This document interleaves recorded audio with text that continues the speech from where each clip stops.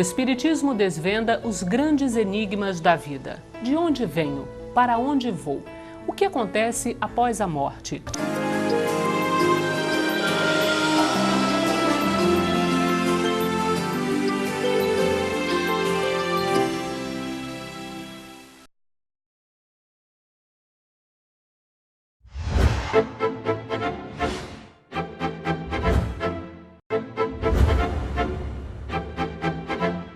Olá, seja bem-vindo ao programa Transição. Hoje vamos falar sobre a pedagogia espírita e de como Allan Kardec apresentou ao mundo uma doutrina baseada na educação do espírito, a doutrina espírita.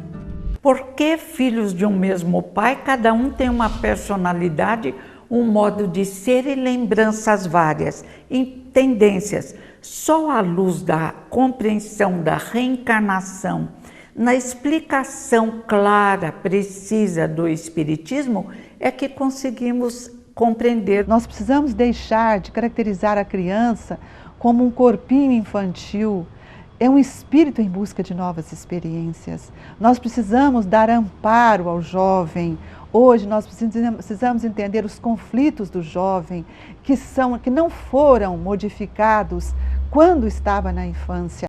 Se nós não compreendermos essa necessidade do jovem, amparar a sua mediunidade, amparar o seu sentimento, mostrar-lhe a necessidade de um planejamento reencarnatório, ele já não aceita nem os pais, ele não aceita a família, ele busca só o contexto materialista, o ter. E o sucesso da nossa existência não é o ter, o sucesso da nossa existência é ser. Então eu tenho todo o direito de ter, porque eu sou um ser inteligente e a lei do progresso é para isso, a lei do trabalho, mas eu preciso vivenciar essa educação em mim, quando eu compreendo que Jesus nos disse que nós devíamos amar o próximo como a si mesmo. Quem é o meu próximo? É o meu companheiro de jornada, é o espírito que ora nessa oportunidade, eu estou junto com ele. A pedagogia espírita sugere que devemos entender a ideologia de todas as religiões. O Espiritismo, então, propõe uma visão interreligiosa? No Brasil, quando o Espiritismo foi transplantado para cá, e o Brasil hoje é um dos países é o país mais espírita do mundo, que tem o maior número, o maior contingente de espíritas no mundo, mas quando o Espiritismo veio para cá, ele encontrou uma tradição muito católica, muito religiosa.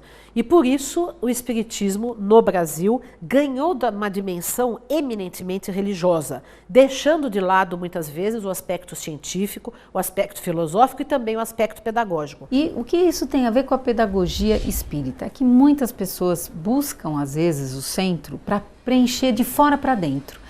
Quando eu estou no centro eu me sinto plena. Então elas entendem que é lá, estando fora de si mesmas, que elas vão se sentir plenas. E vão buscar muitas vezes só o conhecimento. Assistem à palestra, tomam o passe, momentaneamente se preenchem, vão para casa, daqui a pouco vazio de novo. Precisam ir lá outra vez. Então cria uma dependência, cria uma necessidade porque não estão preenchidas de si mesmo. As religiões, quando a gente faz um sincretismo entre espiritismo e o catolicismo tradicional, que é o que aconteceu grandemente no Brasil, as pessoas se tornam de novo dependentes. Como antes eram dependentes do padre, da missa, da comunhão, hoje são dependentes do guia, do médium, do passe, da água fluida, ou seja, há uma transposição de dependência e de símbolos de uma conduta religiosa que existia antes da nossa tradição católica brasileira, jesuítica, para uma ação dentro do Espiritismo. Então eu vou estudar o livro dos Espíritos, vou estudar o Evangelho, vou estudar o livro dos médiuns, Céu e Inferno, a Gênese. Quando eu faço isso, qualquer um que eu vou estudar e me aprofundar, eu trago os outros. Isso é uma integração, eles não são isolados. Porque, infelizmente, existem pessoas que vão ao centro espírita, enquanto elas estão ali, elas recebem aquela informação, vão para casa e se desconectam, elas não vivenciam. Elas marcam aqui aquele horário, se abrem para receber conhecimento, e conhecimento é uma parte, isso não é integrar. Quando eu aplico esse conhecimento na minha vida, no dia a dia, no cotidiano, é que eu integro o que eu aprendi, do que eu ouvi, do que eu li, do passe. Quando eu integro tudo isso, aí sim. Então o que nós estamos procurando fazer? Mostrar que o espiritismo é um processo que é como queria Kardec, nada mais do que queria Kardec, um processo emancipatório, um processo livre de libertação do espírito, em que a criatura é responsável por si mesma. Ela não tem que ficar dependente de estruturas institucionais, de médiuns, de guias espirituais. Tudo tem que ser feito na base da educação transformadora e emancipadora. A vida é uma grande escola. A Terra ela pode ser vista como uma sala de aula. E sendo uma escola, a sala de aula da família, a sala de aula da escola, a sala de aula do trabalho, a sala de aula dos relacionamentos com os amigos, a sala de aula dos relacionamentos com os familiares. Nós temos várias salas de aula e várias matérias. Então nós temos dentro do Espiritismo, a cada livro que nós vamos lendo, a cada palestra que assistimos, a cada engajamento, aqueles que são voluntários das casas espíritas, temos lições todos os dias. Hoje nós temos uma educação massiva, onde homogeneiza-se o ensino dos indivíduos, tendo que fazer e responder aquilo que o professor nos pergunta.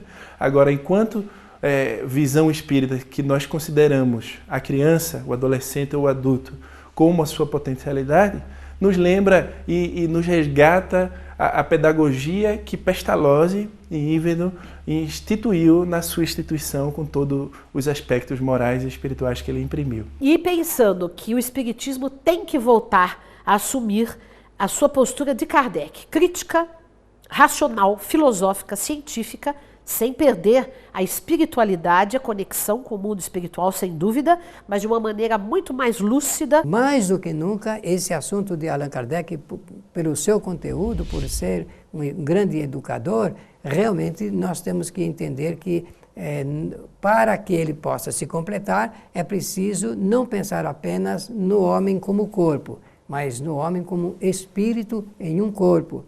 Se é um espírito que teve novas existências, terá outras futuramente e que hoje realmente passa por situações interessantes do ponto de vista de um novo momento na área da educação. Hoje nós estamos aí com a modernidade do pensamento, mas nós precisamos ter a modernidade das nossas ações no bem.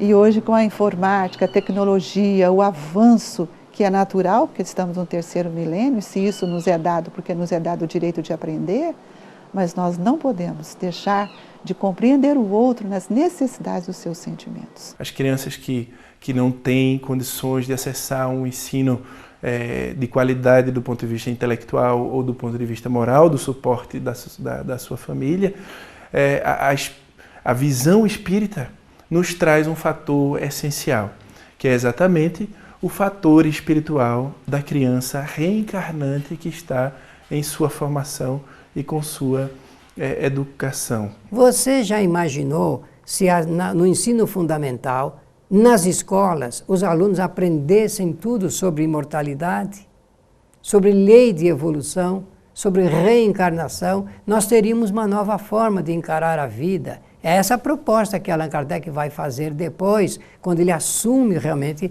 a orientação, a codificação da doutrina espírita. Porque simplesmente nós não somos seres de uma vida única. Aí o Espiritismo tem uma grande contribuição a oferecer a ideia da reencarnação, que, fique claro, é uma lei natural, tanto quanto a lei da gravidade, tanto as leis que regem os movimentos dos corpos celestes, do mundo biológico, do mundo físico, do mundo químico, enfim. O Espiritismo nada mais faz do que mostrar como é verdadeiramente a natureza, como é verdadeiramente as leis do Criador.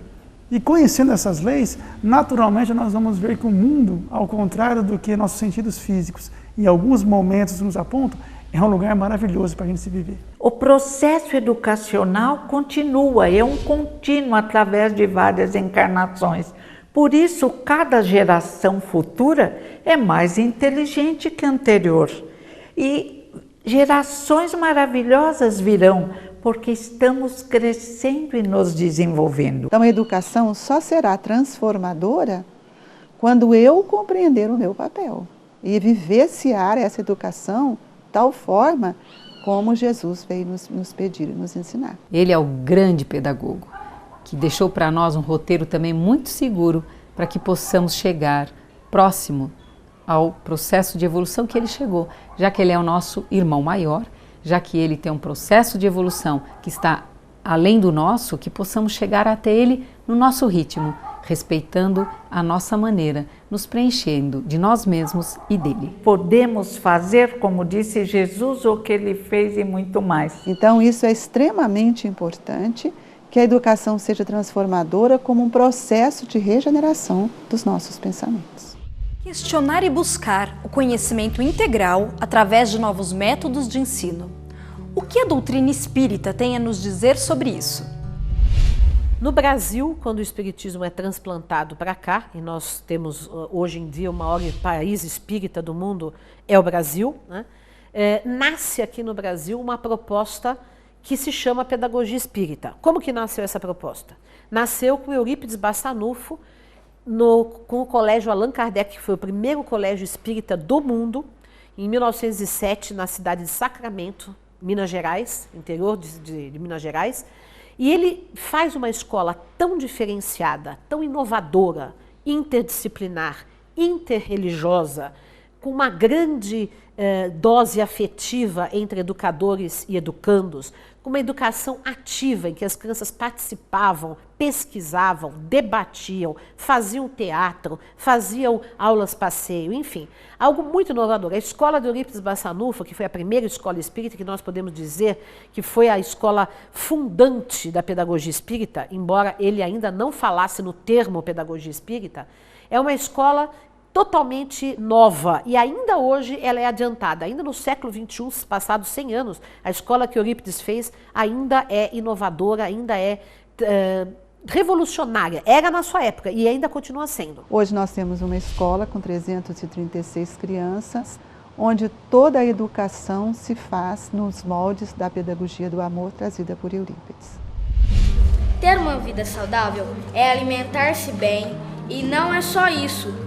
E ter Deus, Jesus, família, é ter uma boa escola, praticar atividades físicas, ouvir uma música tranquila e ter amigos, ter fé em Deus, amar o próximo, proteger a natureza e sempre agradecer a vida que Deus me deu.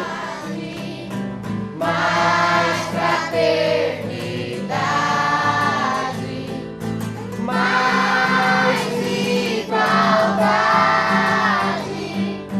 quanto vale ter um mestre, percorremos tantos séculos, mais virtudes, mais beleza, somos estrelas em viagem do saber, vemos o universo se fazer maior.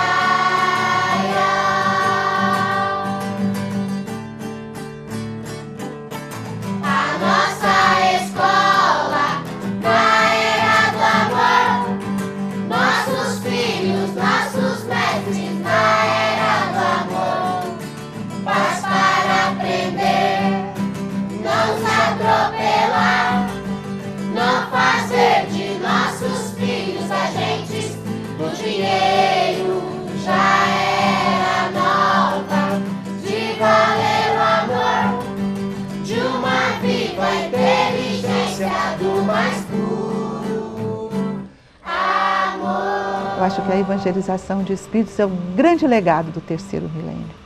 É uma educação que vai contribuir com a formação moral desses espíritos que chegam para implantar na Terra um mundo de regeneração.